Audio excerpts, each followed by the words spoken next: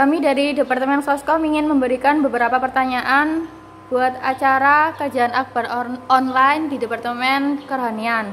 Untuk pertanyaan yang pertama,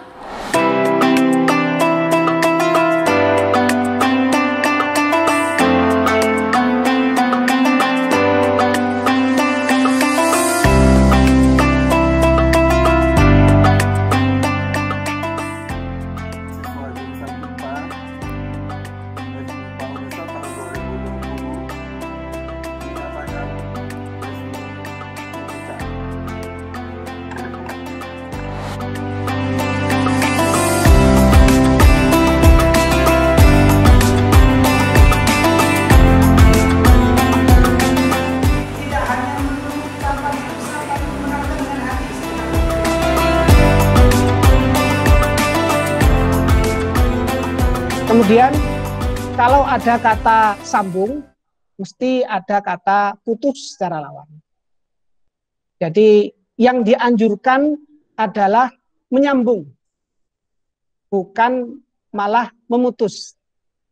Kecuali ya mungkin karena kita dalam area pandemi virus corona, kita harus memutus rantai virus corona. Tapi khusus silaturahim harus senantiasa kita sambung, ya. Harus senantiasa kita sambung. Jangan sampai putus. Tak baleni. Harus kita sambung, jangan kita putus. Opo maneh putus nyambung putus. Sambung. Jangan putus silaturahim. Wajar lah kalau putus nyambung. Namanya anak muda. Kadang ada istilah ada putus cinta. Nah, ini anak muda putus cinta. Putus cinta itu enggak apa-apa, Mas. Enggak apa-apa. Yang papa yang masalah itu sudah putus, tapi masih mudah-mudahan ya silaturahim itu juga harus kita junjung tentunya dengan semangat yang agamis. Semangat kebersamaan, tapi tidak kita cederai dengan hal-hal yang akan melanggar agama.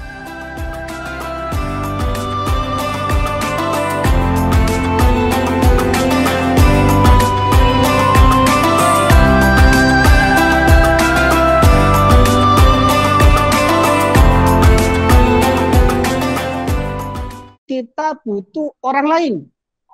Jadi jangan sampai kita punya prinsip saya tidak butuh orang lain. Wong kamu juga lahir dari orang, dari rahim ibumu. Bahkan ibu sendiri lahir juga dibantu orang lain. Ketika baru lahir, yang memandikan juga orang lain. Ketika nanti kita anak-anak, kita diasuh mungkin bisa jadi juga dengan orang lain. Bahkan kita mencari pekerjaan juga kepada orang lain. Menimba ilmu juga dari orang lain. Dan ketika nanti kita sudah kembali keharibaannya, kembali ke hadirat Allah, kita juga yang mengubur orang lain. Apa ada teman-teman di sini yang budal dewe nang kuburan? Atau tidak. Orang yang dewe nang kuburan? Tidak ada. Saya tolong beritahu. Nanti saya masukkan jurnal. Kalau ada mayit atus dewe. Jadi kita secara fitrah butuh. Oleh karena itu kami culik ayat ini. Kami cuplik ayat ini agar kita sama-sama paham bahwa sebenarnya kita adalah makhluk sosial dan butuh terhadap silaturahim.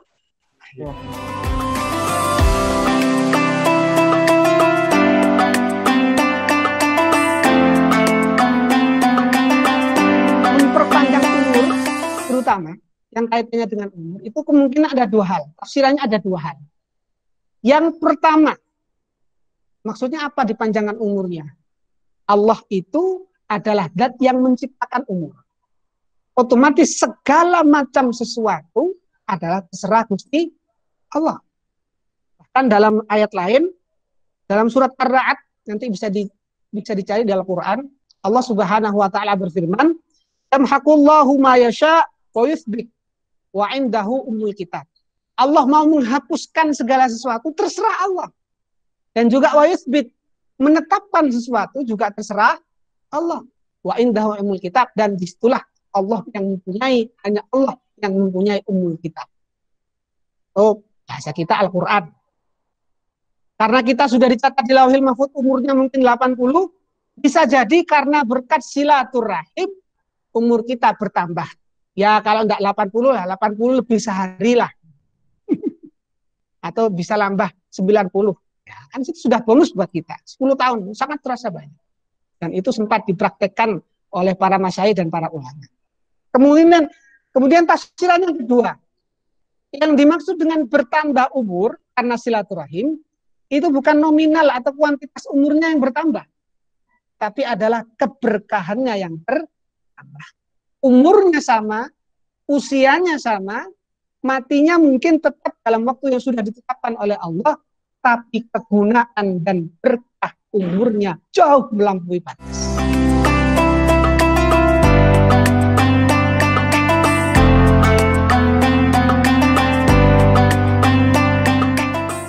Hubungan silaturahim itu bukan hanya terbatas dengan umat manusia. Hubungan kita dengan makhluk-makhluk Allah yang lain, seperti hewan, juga harus kita jaga. Hubungan silaturahim kita dengan makhluk-makhluk Allah tumbuhan juga harus kita jaga. Kalau kita bersikap tidak baik, tebang sembarangan. Ada pohon ditebang, pohonnya orang ditebang, istrinya orang ditebang, istrinya orang. Nah, itu kan merusak dunia. Oleh karena itu, hubungannya adalah kita menjalin silaturahim. Semakin kita bersilaturahim, semakin lestari dunia ini. Semakin kita memutus silaturahim, maka semakin akan rusak dunia.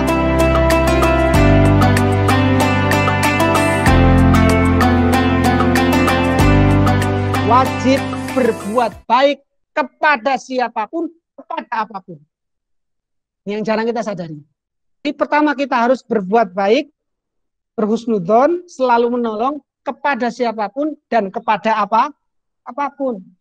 Tuh jangan salah, jangan remehkan hal-hal kecil loh ya. Ada orang yang masuk surga, mungkin kita sudah tahu kisah ini. Ada orang yang diangkat sebagai wali Allah, kekasih Allah, hanya karena menolong seekor lalat. Siapa? Imam Al-Ghazali. Beliau imam besar, karangannya banyak, menjadi panutan, menjadi ahli sufi dan panutan kita dalam urusan sufi, dalam urusan pendidikan hati, pendidikan rohani. Beliau itu diangkat walinya, diangkat kekasih Allah, bahkan dimasukkan surga hanya karena menolong seekor lalat yang hinggap di tintanya. Nah, punten, saya tanya Mas Hafiz nih. Kalau jenengan pas mau ngeprint, moro-moro ono laler nduk printer, nggare ngadap, kira-kira lalernya di apa no? Dikipat no, ya kan? Ya mungkin lah, mungkin. Tapi Imam Al-Ghazali luar biasa. Siapa yang memuliakan makhluk Allah, maka ia sama dengan memuliakan penciptanya. Maka dibiarkan lalat ini yang bermain-main di tepi tinta, dibiarkan minum sedikit, sudah kira-kira agak kenyang, baru kemudian begitu sudah terbang, Imam Al-Ghazali melanjutkan pekerjaannya, melanjutkan rutinitasnya, pengabdiannya dalam mengarang kitab kita. Hanya karena menolong seekor lalat, bersilaturahim, berbuat baik dengan lalat, Imam Al-Ghazali dicatat sebagai wali Allah Subhanahu.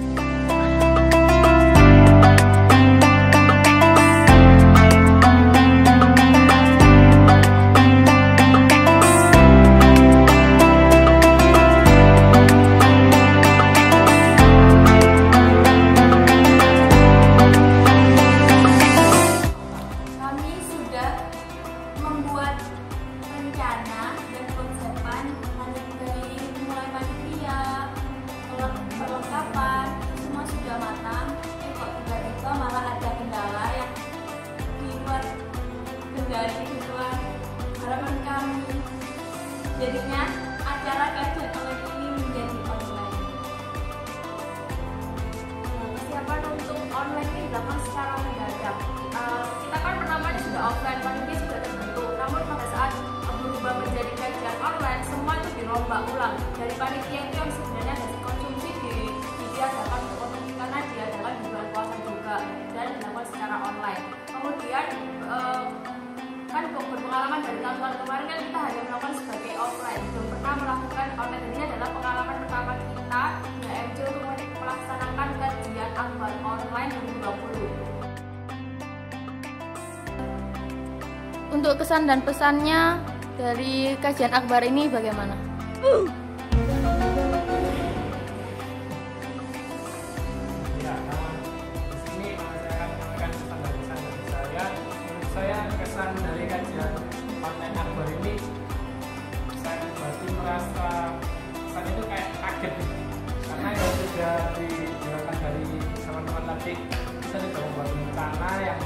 matang, sudah siap jalan, sudah tinggal istilahnya tinggal implementasinya, sudah tinggal mengumpulkan.